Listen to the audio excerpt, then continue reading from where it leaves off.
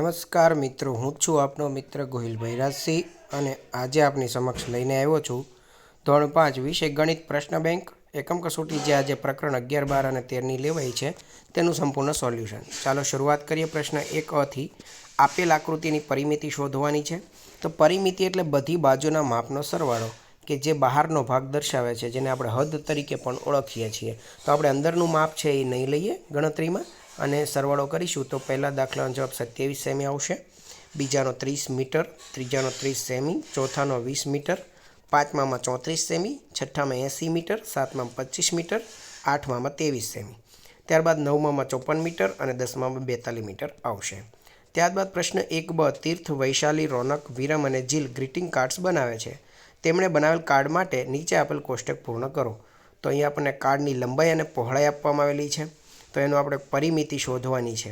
તો મિત્રો, લંબાઈ અને પહોળાઈ હોય તો એનું સૂત્ર આપણે જાણીએ છીએ કે 2 કૌંસમાં લંબાઈ વત્તા પહોળાઈ કૌંસ પૂરો, એટલે કે 2 વખત લંબાઈ અને 2 વખત પહોળાઈનો સરવાળો આવશે.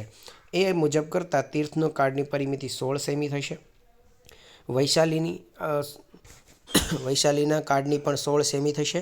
રોનકના કાર્ડની 24 સેમી થશે. વિરમના કાર્ડની 20 સેમી થશે અને જીલના કાર્ડની 24 સેમી પરિમિતિ થશે. ત્યારબાદ પ્રશ્ન 2a, નીચેના દાખલા ગણવાના છે. તો એ દાખલા છે એ આપણે આગળ ગણ્યા છે, હું તમને બતાવું છું. પહેલા દાખલો, મેદાનનું ક્ષેત્રફળ લંબાઈ ગુણ્યા પહોળાઈ 30 મીટર ગુણ્યા 15 મીટર બરાબર 450 મીટર આવશે. બીજો દાખલો આ ત્રીજો દાખલો હતો ને, બીજો દાખલો આપણે જોઈએ. વર્ગખંડનું ક્ષેત્રફળ લંબાઈ ગુણ્યા પહોળાઈ કરતાં 120 ચોરસ મીટર આવશે. ચોથા દાખલાનું આપણે લંબચોરસ ખેતર છે તો એની લંબાઈ અને પહોળાઈનો ગુણાકાર કરતાં 200 ચોરસ મીટર મળશે. પાંચમો દાખલો, બાગનું ક્ષેત્રફળ ફક્ત લંબાઈ આપી છે તો ચોરસ હશે, તો 40 મીટર ગુણ્યા 40 મીટર કરતાં 1600 ચોરસ મીટર જવાબ આવશે. મેદાનનું ક્ષેત્રફળ છઠ્ઠા દાખલાનું જોઈએ તો 75 મીટર ગુણ્યા 20 મીટર લંબાઈ અને પહોળાઈ આપેલી છે, જેનો ગુણાકાર કરતાં 1500 ચોરસ મીટર જવાબ આવશે. ત્યારબાદ સાતમા દાખલાનો જવાબ 297 ચોરસ મીટર, આઠમાનો 154 ચોરસ મીટર, નવમાનો 352 ચોરસ મીટર અને 10માનો 130 ચોરસ મીટર. તો મિત્રો, જ્યારે ચોરસનું ક્ષેત્રફળ શોધવાનું કીધું હોય તો લંબાઈ ગુણ્યા લંબાઈ આવે અને લંબચોરસનું ક્ષેત્રફળ શોધવાનું હોય તો લંબાઈ ગુણ્યા પહોળાઈ આવે. ત્યારબાદ અહીં આપણને વસ્તુ આપેલી છે લંબચોરસ અને ચોરસનું ક્ષેત્રફળ શોધવાની. તો લંબચોરસ હશે તો એનું ક્ષેત્રફળ આપણે શોધશું તો લંબાઈ અને ગુણ્યા પહોળાઈનો ગુણાકાર કરતાં 24 ચોરસ સેમી. બીજું ચોરસ આપેલું છે જેમાં લંબાઈ આપેલી છે 5 સેમી અને પહોળાઈ 5 સેમી. તો આપણને પહોળાઈ ભલે આપેલી હોય પરંતુ ચોરસ આપ્યું છે તો 5 ગુણ્યા 5 આપણી કેટલી થશે? 25 ચોરસ સેમી. ચોરસ 7 સેમીનો હોય તો 49 ચોરસ સેમી થશે. લંબચોરસ 11 સેમી અને પહોળાઈ 5 સેમી તો 55 ચોરસ સેમી થશે. અને લાસ્ટ દાખલો જે છે એનું 72 ચોરસ સેમી ક્ષેત્રફળ આવશે. પ્રશ્ન નંબર 3, આલેખ પરથી પ્રશ્નના જવાબ આપવાના છે. અહીંયા આપણને નૂતન પ્રાથમિક શાળાના ધોરણ 3ના ગણિત વિષયના વિદ્યાર્થીઓના ગુણ આપેલા છે, જેના તમે જોઈ શકો છો. વિદ્યાર્થીઓના નામ સામે એમના ગુણ.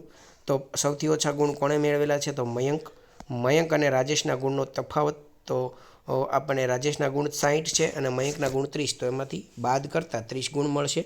સૌથી વધારે ગુણ કોણે મેળવેલ છે? તો રાજેશ આવશે. ભાવના કરતાં વધારે ગુણ કોણે મેળવેલ છે? તો રાજેશ. મયુર કરતાં ઓછા ગુણ કોણે મેળવેલા છે?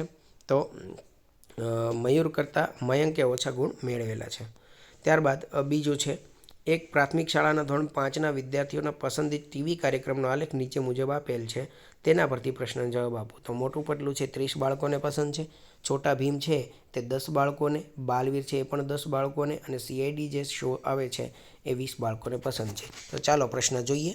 કેટલા વિદ્યાર્થીઓને મોટું પટલું પસંદ છે? તો 30 બાળકો. સૌથી વધુ પસંદિત ટીવી કાર્યક્રમ? તો મોટું પટલું. કયો કાર્યક્રમ સૌથી ઓછો પસંદ? તો છોટા ભીમ અને બાલવીર. કયા બે કાર્યક્રમ વિદ્યાર્થીઓને સરખા પસંદિત છે? તો છોટા ભીમ અને બાલવીર. અને CIDનો કાર્યક્રમ પસંદ હોય તેવા કેટલા વિદ્યાર્થીઓ છે? તો 20 બાળકો. ત્યારબાદ ત્રીજું, બાળકોના આઈસ્ક્રીમનો આલેખ પરથી પ્રશ્ન જવાબ આપવાના છે.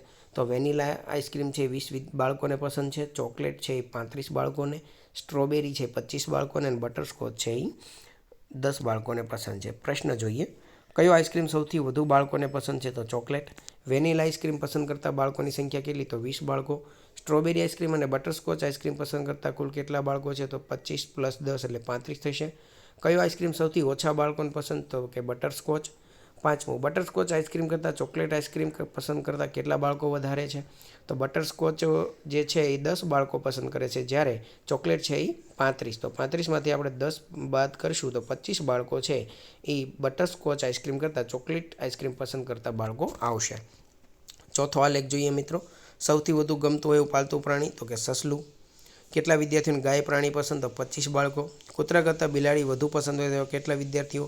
તો 10 બાળકો, જે 30માંથી 20 બાદ કરતાં મળશે. સૌથી ઓછું ગમતું હોય તેવું પાલતું પ્રાણી તો બકરી. સસલું પસંદ કરતાં કેટલા વિદ્યાર્થીઓ છે? તો 40 વિદ્યાર્થીઓ. ત્યારબાદ આપણને અહીં આલેખ આપેલો છે. પંચશીલ શાળાના ધોરણ 5ના વિદ્યાર્થીની 30 દિવસની હાજરીના આલેખ પરથી પ્રશ્નનો જવાબ. તો સૌથી ઓછા દિવસ કોણ હાજર રહ્યું? તો નૈતિક. બધા દિવસ હાજર રહેનાર કોણ? તો જીયા. માયા કેટલા દિવસ શાળામાં હાજર રહી? તો 25 દિવસ. સૌથી વધારે દિવસ હાજર કોણ રહી? તો કે જીયા.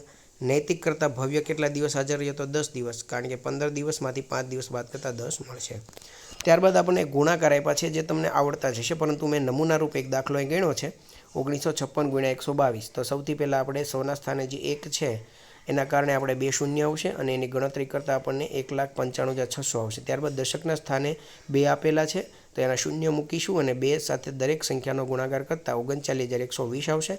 અને લાસ્ટમાં એકમના સ્થાને 2 આપેલા છે, એનો ગુણાકાર દરેક સંખ્યા સાથે કરતાં 3,912 આવશે અને જવાબ આવશે 2,38,632. તો એ રીતે તમારા બધા ગુણાકાર કરવાના છે. ત્યારબાદ આપણને ભાગાકાર આપેલા છે, તમે જોઈ શકો છો. મેં અહીંયા અમુક દાખલા ગણ્યા છે. 1170 / 8.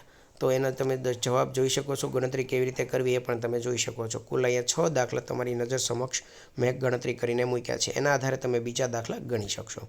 તો મિત્રો, આ રીતે ધોરણ 5 ગણિત વિષયની આજની એકમ કસોટીનું સંપૂર્ણ સોલ્યુશન તમારી સમક્ષ રાખ્યું છે. આશા છે તમને પસંદ આવશે. આવા અવનવા શૈક્ષણિક વિડીયો મેળવવા માટે અમારી ચેનલને સબસ્ક્રાઇબ કરવાનું ભૂલતા નહીં. નવા વિડીયો સાથે ફરી પાછા મળીશું. ત્યાં સુધી જય હિન્દ, જય ભારત, જય ગુજરાત.